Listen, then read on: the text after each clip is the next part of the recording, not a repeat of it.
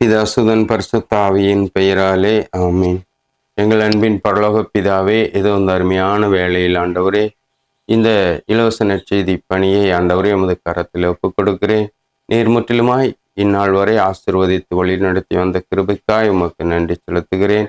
பரிசுத்தாவியானவரே, சகல சத்தியத்தையும் எங்களுக்கு கற்றுத்தரும் ஆவியானவரே, இன்றைக்கும் உம்முடைய இரக்கத்தையும் உடைய கிருபையும் உடைய பலனையும் எங்களுக்கு தந்து ஒவ்வொருவரையும் ஆசீர்வதிக்க வேண்டும் என்று சொல்லி அப்பா உமது கரத்தில் ஒப்பு கொடுத்து ஜெபிக்கிறேன். எங்கள் ஜெபங்களும் ஜீவனுள்ள நல்ல பிதாவே, ஆமேன் ஆமேன். இன்றைக்கும் நாம் சிந்தனைக்காக எடுத்துக்கொள்ள வேண்டிய ஒரு காரியம் என்னவென்று சொன்னால், பேதுருவுக்கு அநேக ஆசீர்வாதங்களை ஆண்டவர் இயேசு கிறிஸ்து அவருக்கு கொடுத்தார்.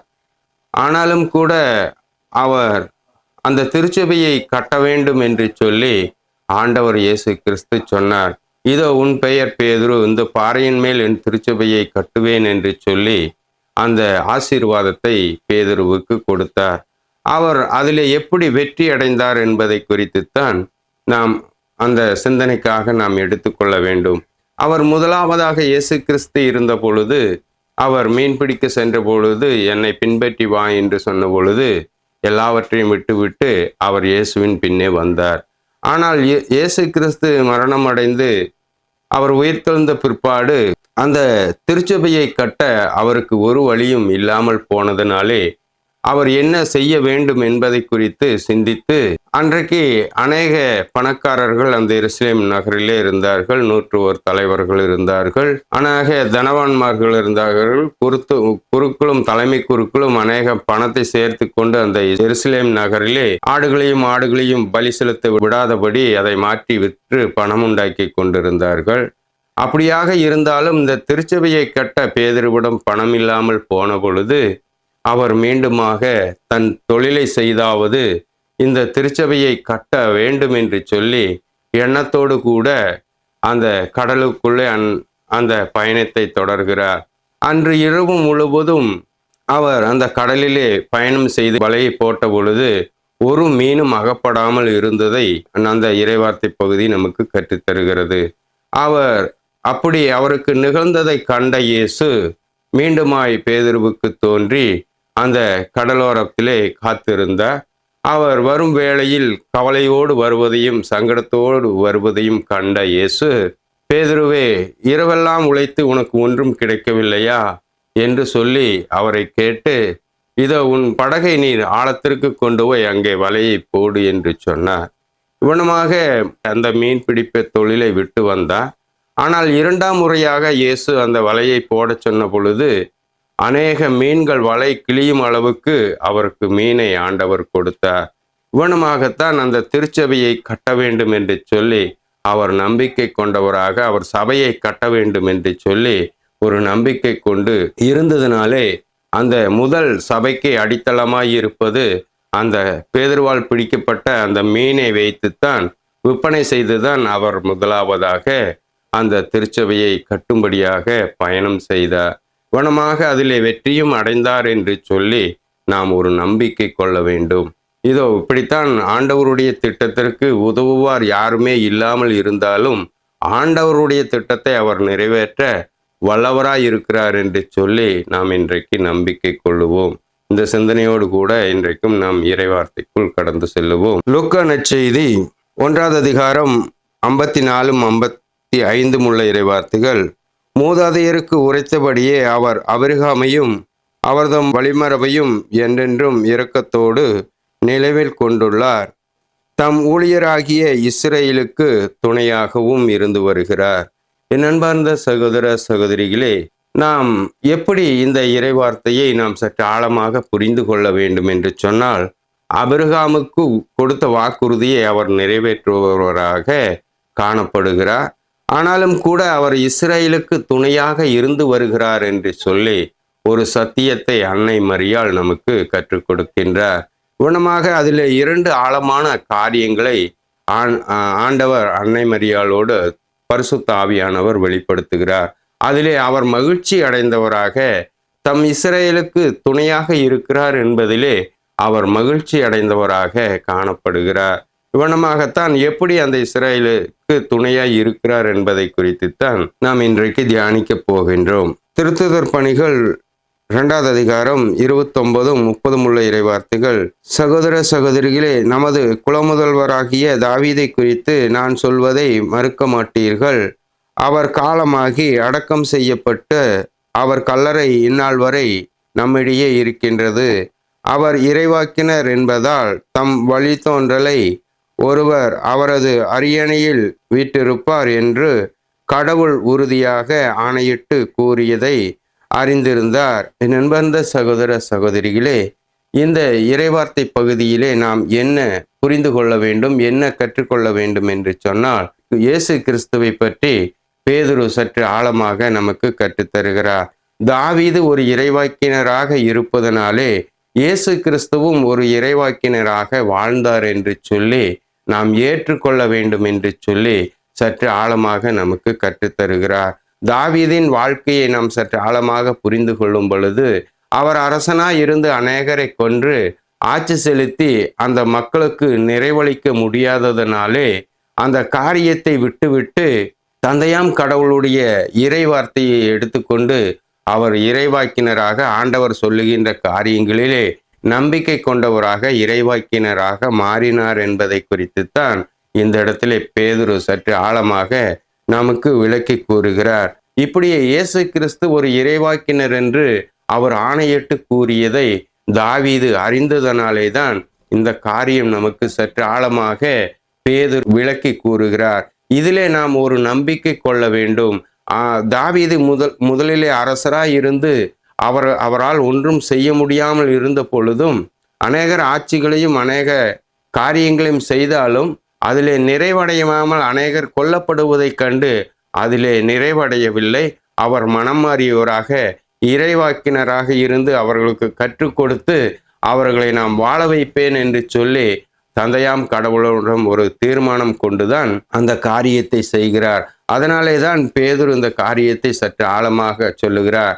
மனிதன் மீட்கப்படவும் வாழ்வடையவும் வாழவும் இறைவாக்கினராக இருந்தால் மட்டும்தான் அந்த காரியம் நடக்கும் என்று சொல்லி சற்று ஆழமாக திருப்பாடல்கள் 128வது அதிகாரம் 6வது இறைவார்த்தை, நீர் பிள்ளைகளின் பிள்ளைகளை காண்பீராக, இஸ்ரேலுக்கு நலம் உண்டாவதாக.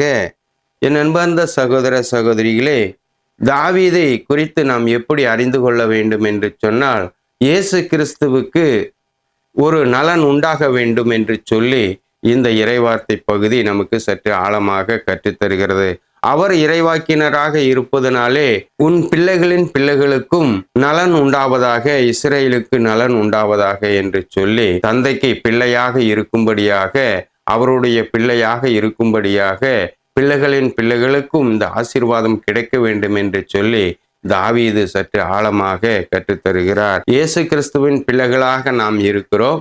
அப்பொழுது நாம் இறைவாக்கினராகத்தான் இயேசு இருந்தார் என்று சொல்லி ஒரு நலன் நமக்கு உண்டாக வேண்டும், ஒரு விசுவாசம் உண்டாக வேண்டும், ஒரு நம்பிக்கை உண்டாக வேண்டும் என்று சொல்லி சற்று ஆழமாக தாவீது நமக்கு கற்றுத்தருகிறார். அப்படி நமக்கு ஏன் நலன் உண்டாக வேண்டும் என்று சொல்லி இன்னும் ஒரு இறைவார்த்தையை தியானித்தோம் என்று சொன்னால், சற்று ஆழமாக நாம் அதில் விசுவாசம் கொள்ளவும் நம்பிக்கை கொள்ளவும் ஆண்டவர் வார்த்தையை ஏற்றுக்கொள்ளவும் இயேசு ஒரு இறைவாக்கினர் என்று நம்பிக்கைக்குரிய வார்த்தையாய் இருப்பதனாலே நாம் அதை தியானிப்போம்.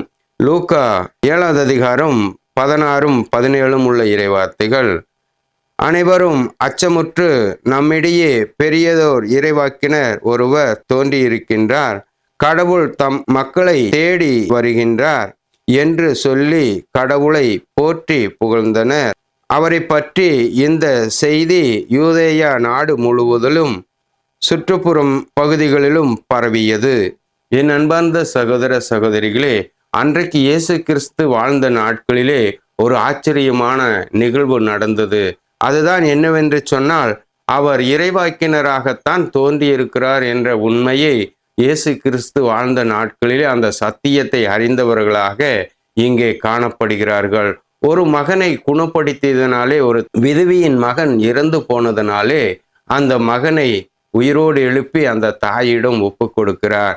ஒரு அற்புதத்தின் வழியாக அவர் ஒரு இறைவாக்கினர் என்று அவர்கள் அறியும்படிக்காக ஆண்டவர் அன்றைக்கு ஒரு நன்மையை அந்த தாய்க்கு செய்தார்.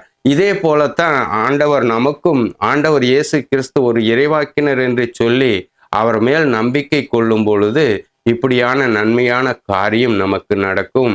ஆனாலும் கூட அந்த யூத மக்களுக்கு என்ன சொல்லுகிறார் என்று சொன்னால், அந்த யூதா நாடு முழுவதும் இது சுற்றுப்புறம் எங்கும் இந்த காரியம் பரவியது, இயேசு கிறிஸ்து ஒரு இறைவாக்கினர் என்பதே தெளிவுபட அவர்கள் பரவியது என்று சொல்லி ஒரு நம்பிக்கை கொண்டவர்களாக காணப்படுகிறார்கள்.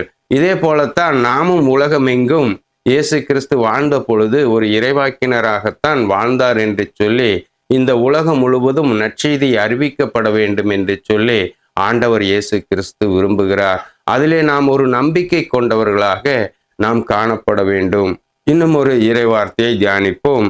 ஆபிரகாமின் வழித்தோன்றல் என்று அன்னை மரியாளுக்கு தலைமுறைக்கும் அவர் இரக்கம் காட்டுவார் என்று சொல்லி நாம் வாசித்தோம். அன்னை மரியாளுக்கு ஆபிரகாமை பற்றியும் அந்த வார்த்தையை ஆண்டவர் பரிசுத்த ஆவியானவர் வெளிப்படுத்தி அதிலே மகிழ்ச்சி அடையும்படிக்காக, நம்பிக்கை கொள்ளும்படிக்காக அன்னை மரியாள் காணப்பட்டாள். இதே போலத்தான் நாமும் ஒரு நம்பிக்கை கொண்டவர்களாக இருக்க வேண்டும் என்று சொல்லி தொடக்க நூல் 18வது அதிகாரம் 19வது இறைவார்த்தை, ஏனெனில் நீதி நேர்மை வழி நின்று எனக்கு கீழ்ப்படிந்ததால் தன் புதல்வர்களுக்கும் தனக்கு பின் தன் வழிமரபினருக்கும் கற்றுத்தருமாறு ஆண்டவராகிய நான் ஆபிரகாமுக்கு வாக்களித்ததை அவன் நிறைவேற்றுவார் என்று தமக்குள் சொல்லி கொண்டார். என் அன்பார்ந்த சகோதர சகோதரிகளே, தந்தையாம் கடவுளும் கூட இதில் என்ன நம்பிக்கை வைக்கிறார் என்று சொல்லி நாம் பார்த்தோம் என்று சொன்னால், ஆபிரகாமுக்கு வாக்களித்ததை அவர் நிறைவேற்றுவார் என்று சொல்லி அவர் தம் உள்ள மகிழ்ச்சி அடைகின்றார் தந்தையாம் கடவுள்.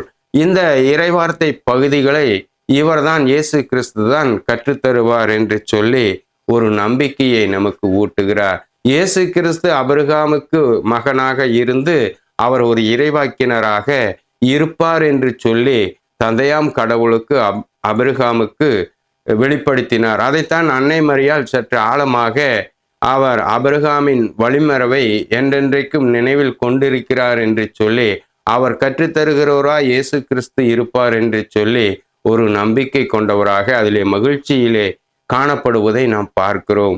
இவ்வண்ணமாக அன்னை மரியாளை போல நாமும் ஒரு நம்பிக்கை கொண்டவர்களாக ஆபிரகாமின் வழிமரபு என்றால் இயேசு கிறிஸ்து கற்றுத்தரக்கூடியவராகத்தான் இந்த உலகத்திலே அவரை அனுப்பினார் என்று சொல்லி நாம் ஒரு நம்பிக்கை கொள்ள வேண்டும். அதை நாம் எப்படி புரிந்து கொள்ள வேண்டும் என்று சொல்லி மத்தேயு 22வது அதிகாரம் 45 46 உள்ள இறைவார்த்தைகளை தியானிப்போம். எனவே தாவீது அவரை தலைவர் என அழைப்பதால் அவர் அவருக்கு மகனாய் இருப்பது எப்படி என்று கேட்டனர். அதற்கு எவரும் ஒரு வார்த்தை கூட மறுமொழியாக கூற இயலவில்லை. அந்நாள் முதல் அவரிடம் எவரும் எதுவும் கேட்க துணியவில்லை. என் அன்பார்ந்த சகோதர சகோதரிகளே, இந்த இடத்திலே நாம் ஒரு உண்மையை அறிந்து கொள்ளும்படிக்காக ஆண்டவர் இயேசு கிறிஸ்து அந்த பரிசேயர்களும் மறைநூல் அறிஞர்களும் தலைமை குருக்களும் கூடி வருகின்ற இடத்திலே இந்த காரியத்தை ஆழமாக அவர்களிடம் கேட்கின்றார். ஆனால் எப்படி என்னை தலைவர் என்று தாவீது சொல்லும் பொழுது நான் அவருக்கு மகனாய் இருப்பது எப்படி என்று சொல்லி அவர்களிடம் அந்த காரியத்தை பற்றி, நீங்கள் மகன் தாவீதின் மகன் என்று சொல்லுகிறீர்களே, இதற்கு எனக்கு விளக்கம் சொல்லுங்கள் என்று சொல்லி தாவீது என்னை தலைவர் என்று சொல்லுவதனாலே நான் அவருக்கு மகனாய் இருப்பது எப்படி என்று கேட்கின்றார். இதனாலே தான் அவர் அரசனாக இல்லை என்று சொல்லி அதிலே ஒரு நம்பிக்கையை நமக்கு ஊட்டுகிறார். இயேசு கிறிஸ்து வாழ்ந்த நாட்களிலே அவர் அரசராக வாழவில்லை என்பதை சத்தியத்தை தான் ஆண்டவர் இயேசு கிறிஸ்து அன்றைக்கு வாழ்ந்த அந்த பரிசேயர்களிடமும் தலைமை குருக்களிடமும் போதகர்களிடமும் வாதாடுகிறார். ஆனால் அந்த வாதாட்டத்திற்கு அவர்கள் ஒரு மறுமொழியும் கூற முடியவில்லை என்பதை நாம் சற்று ஆழமாக நம்பிக்கை கொள்ள வேண்டும். அப்பொழுதுதான் இயேசு கிறிஸ்து ஒரு இறைவாக்கினர் என்பதை நாம் நம்பிக்கை கொள்ள முடியும். அதனாலே தான் தாவீது குறித்து நாம் சற்று ஆழமாக தியானிக்கும் பொழுது இந்த வார்த்தை என்ன சொல்லுகிறது என்று சொன்னால், இந்த காரியத்தை குறித்து அவர்களால் எதுவும் கேட்க துணியவில்லை. நீர் அரசன் என்று சொல்லி அன்றைக்கு ஏரோதிடம் அந்த பொய்யை சொன்னார்கள். ஆனால் அதற்கு அவர்கள் மறுமொழி கூற முடியாதபடி திகைப்புற்று நிற்பதை நாம் பார்க்கிறோம். இவ்வண்ணமாகத்தான் ஆண்டவர் நமக்கு ஒரு திகைப்பிலிருந்து நம்மளை விடுவிக்கிறார் என்பதை, அந்த உண்மையை சத்தியத்தை நாம் அறிந்து கொள்ள வேண்டும் என்று சொல்லி ஆண்டவர் விரும்பித்தான் இந்த நற்செய்தியை நமக்கு கற்றுத்தருகிறார். இதிலே நாம் நம்பிக்கை கொண்டவர்களாக, இயேசு தாவீதின் வழிமரபு என்று சொன்னால் அவர் யார் என்று சொன்னால் இறைவாக்கினர் என்று சொல்லி நாம் நம்பிக்கை கொள்ளும்படிக்காகத்தான் இந்த இறைவார்த்தை நமக்கு கற்றுத்தருகிறது.